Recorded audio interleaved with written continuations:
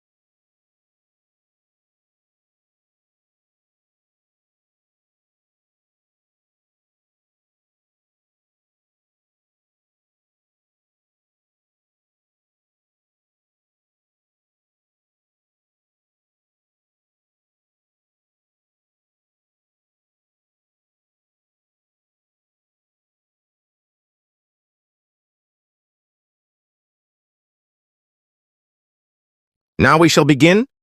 You should answer the question as you listen, because you will not hear the recording a second time. Listen carefully and answer the questions. Good morning, everyone. In today's lecture, we'll be taking a journey back in time, through stone, silence, and sand, to explore one of the world's most remarkable archaeological wonders, the ancient city of Petra. This city, nestled deep in the rugged deserts of southern Jordan, continues to captivate historians, travelers, and explorers even centuries after its prime. Often called the Lost City, Petra earned this nickname both for its disappearance from the Western world's knowledge for hundreds of years, and for the way it seems to be hidden within the cliffs themselves, blending seamlessly into the natural landscape. But that's not all. Petra is also widely known as the Rose City because of the beautiful color of its rock, a natural pinkish sandstone that seems to change shades throughout the day as sunlight dances across its surfaces. At sunrise, it glows a soft orange. By midday, it burns a deep red. The landscape alone is enough to take your breath away. The builders of Petra were the Nabateans, an ancient Arab people who first settled in the region over 2,000 years ago. Now, what made them unique was not just their trading prowess, but their astonishing skill in desert survival. In a place where rainfall is unpredictable and drought is a constant threat, the Nabateans mastered the art of capturing, storing, and distributing water. They dug underground cisterns, constructed clay pipelines, carved channels into stone, and devised complex water filtration systems. For a civilization living in an arid environment, this level of hydraulic engineering was nothing short of revolutionary. But Petra wasn't just a city that survived, it thrived. And it did so because of its strategic placement along key trade routes that connected Arabia with the Mediterranean and beyond. Caravans passed through Petra carrying valuable goods like frankincense, myrrh, silk, and spices. The Nabateans charged traders tolls and taxes, which enriched the city enormously. Their economic success wasn't just based on luck. It came from an understanding of commerce, diplomacy, and geography.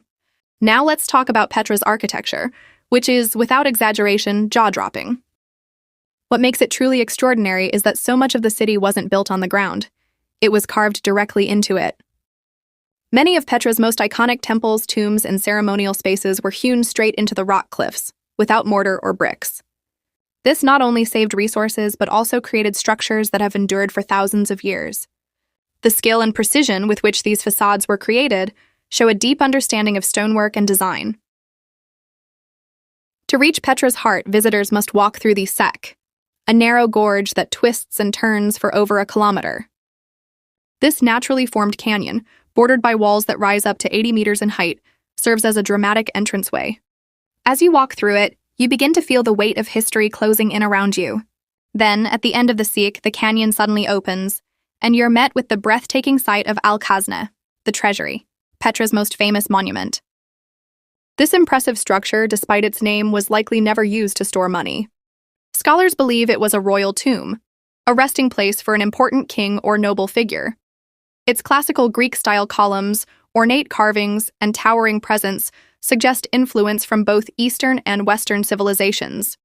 It's a testament to how Petra was a cultural melting pot.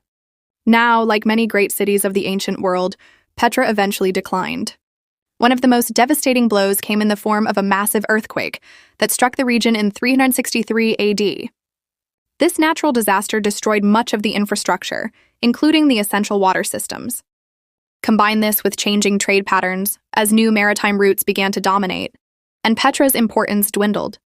Over time, it was abandoned and eventually lost to all but local Bedouins, who kept its secrets for centuries. In the modern era, Petra gained global recognition when it was declared a World Heritage Site by UNESCO in 1985. This designation helped to attract attention, funding, and conservation efforts. Yet with fame also came challenges. The growing number of tourists visiting Petra each year has accelerated the wear on its delicate sandstone. Both natural erosion and human impact are causing visible deterioration of the city's intricate facades. The detailed faces of buildings that were once sharp and clear now show signs of fading and crumbling. Archaeologists and conservationists are working hard to preserve what remains. New policies limit how many people can visit each day, and efforts are underway to study how environmental changes, like rising temperatures and increased rainfall intensity, affect the stone. But perhaps what continues to astonish us most is the engineering knowledge the Nabateans possessed. Their ability to construct earthquake-resistant structures, harvest water efficiently, and carve massive structures into rock, all without the help of modern machinery, is mind-blowing. Many of their architectural techniques remain mysterious even today, sparking debate among scholars and engineers alike. Interestingly, Petra has also left its mark on popular culture. You might recognize the Treasury building from films like Indiana Jones and The Last Crusade, where it served as the dramatic entrance to a temple hiding the Holy Grail. But the real treasure here isn't gold.